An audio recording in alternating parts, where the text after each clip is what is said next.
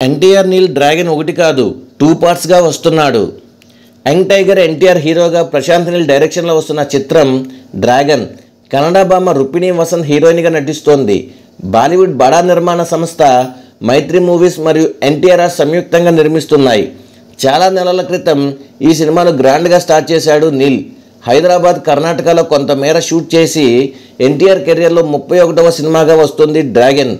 కాగా ఈ సినిమా ఆగిపోయిందని హీరోకు దర్శకుడికి మధ్య చెడిందని, ప్రశాంత్ సినిమా అవుట్పుట్ వల్ల ఎన్టీఆర్ సంతృప్తిగా లేడని, అందుకే స్క్రాప్ చేశారని, అలాగే కథలో మార్పులు చేర్పులు చేయమని కూడా ఎన్టీఆర్ సూచించారని, ఈ విషయంలో ఎన్టీఆర్కు దర్శకుడు ప్రశాంత్ నీల్కు మధ్య మనస్పర్ధలు వచ్చినట్టు వార్తలు వెలువడ్డాయి.